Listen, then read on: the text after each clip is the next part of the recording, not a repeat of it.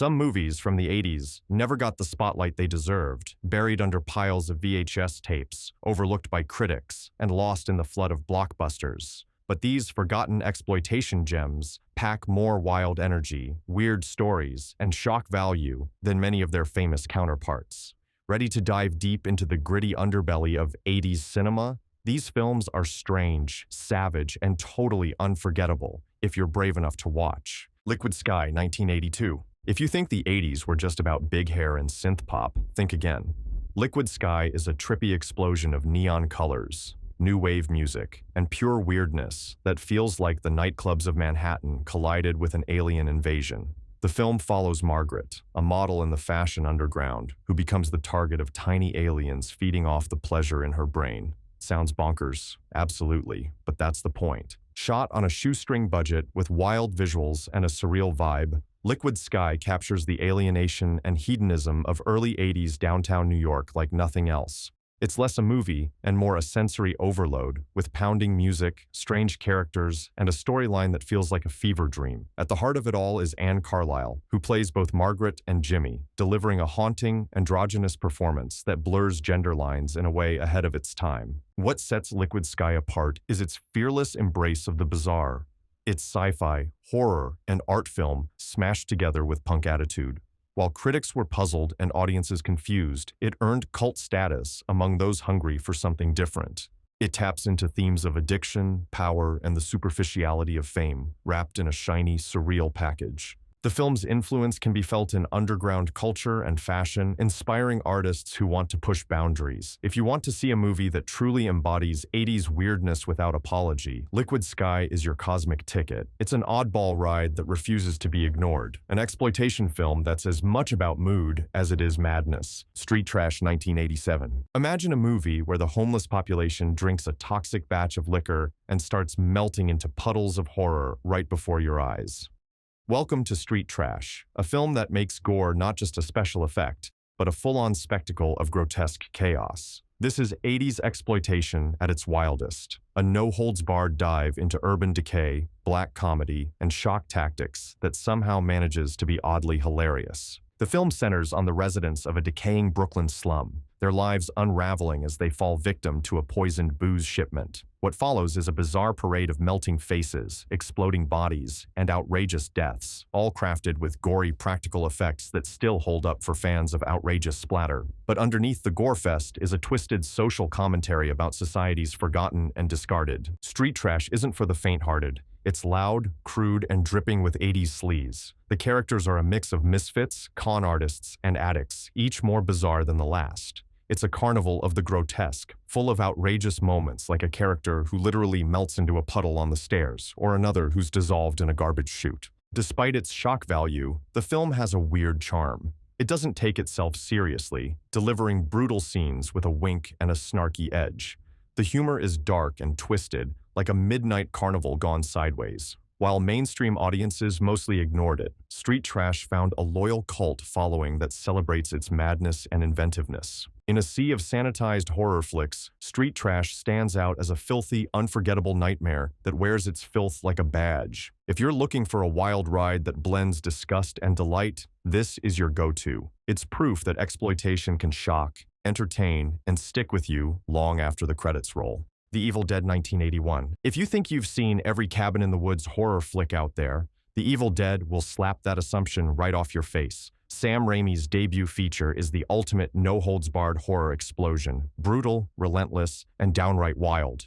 A group of friends heads to a remote cabin for a vacation, only to unleash an ancient evil buried beneath the floorboards. From that moment on, it's a non-stop descent into madness, possession, and some of the goriest, most creative kills ever caught on film. What makes The Evil Dead unforgettable isn't just its graphic effects or terrifying demons, it's the energy. Shot on a shoestring budget, Raimi and his crew used inventive camera tricks and sheer passion to create an atmosphere so claustrophobic and intense, you can almost smell the fear. The shaky, jittery shots pull you into the madness, making every creak and whisper feel like a threat. Bruce Campbell's Ash isn't your typical horror hero. He's brash, funny, and just weird enough to be likable. Watching him go from carefree guy to demon-fighting survivor is a roller coaster of laughs, screams, and did that really just happen? Moments. And that chainsaw hand? Pure horror genius that turned Ash into an icon. This movie broke the rules of exploitation horror, showing that you could have shocking gore, terrifying monsters, and still have a sense of humor and style. When it first hit theaters, it scared the hell out of audiences and set the bar for indie horror for decades to come. The Evil Dead isn't just a cult classic,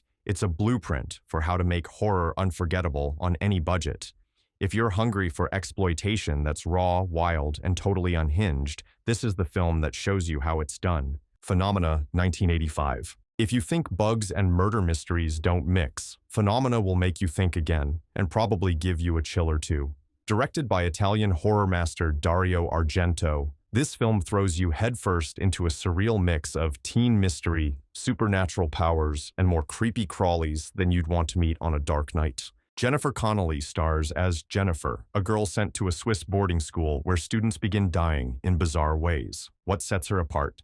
She has a psychic connection with insects, especially spiders and flies, and uses that weird talent to track down the killer lurking in the shadows. If that sounds wild, that's because it is, but in the best possible way. Argento's signature style is on full display here, with vibrant colors, eerie lighting, and a pulsing 80s soundtrack that keeps your heart racing. The bugs aren't just creepy set pieces, they're key to the plot, creating a natural horror element that adds a unique twist to the usual slasher fare. Phenomena blends slasher, supernatural thriller, and a dash of surrealism with a fearless flair. The film doesn't shy away from blood and gore, but it's wrapped in an almost dreamlike atmosphere that makes every murder scene feel like a twisted work of art. At the time, audiences were divided. Some found it baffling, others loved the madness. Today, it's a cult favorite, known for its unapologetic weirdness and memorable lead performance.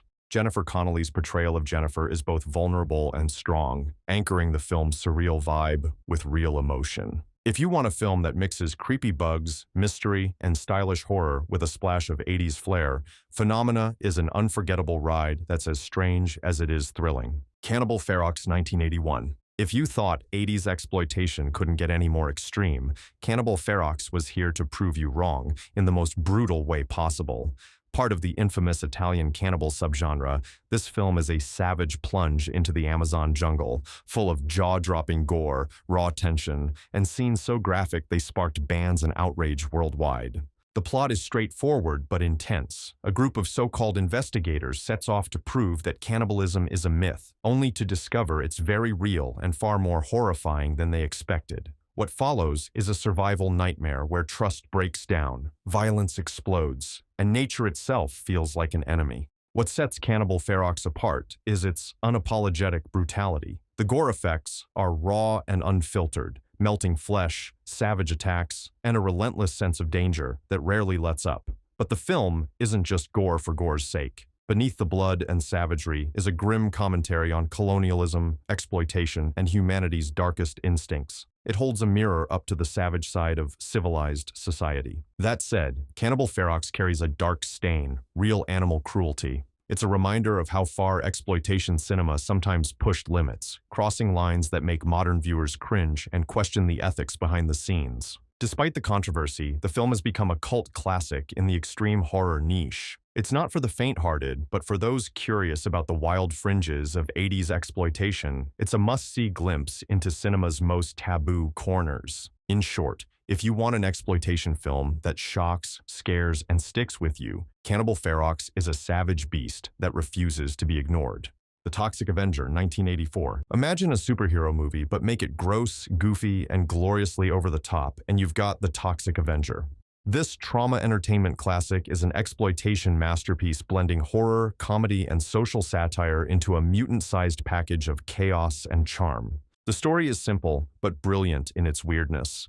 Melvin, a nerdy janitor, falls into a vat of toxic waste and emerges as the Toxic Avenger, a hideously deformed but super strong vigilante who cleans up the corrupt streets of Traumaville with fists, grit, and a healthy dose of mayhem. What makes this film stand out isn't just the outrageous gore or ridiculous villains. It's the joyful camp and unapologetic weirdness that turns a low-budget mess into a cult treasure. The practical effects are gloriously cheesy, the humor is pitch-perfect 80s trash, and the heart underneath the mess shows a genuine affection for the underdog fighting back. The Toxic Avenger lampoons pollution, corporate greed, and small-town corruption with gleeful irreverence.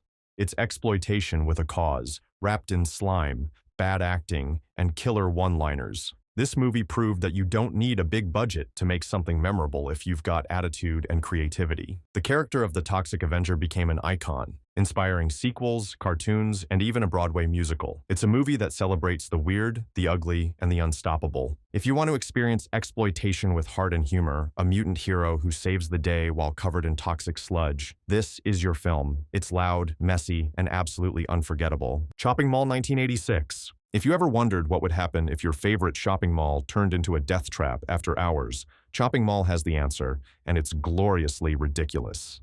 This flick blends sci-fi paranoia and slasher chaos into a neon-soaked 80s fever dream, where high-tech security bots turn murderous and hunt down the night staff and a bunch of teens. The premise is simple but perfect exploitation bait. A new high-tech security system is installed in a mall, but a power surge glitches the robot's programming. Suddenly, these gleaming killing machines aren't protecting property, they're hunting people. Cue frantic chases, creative kills, and a synth soundtrack that pushes the film's energy through the roof. What makes Shopping Mall a cult favorite isn't just the robotic carnage, but its total commitment to camp and fun.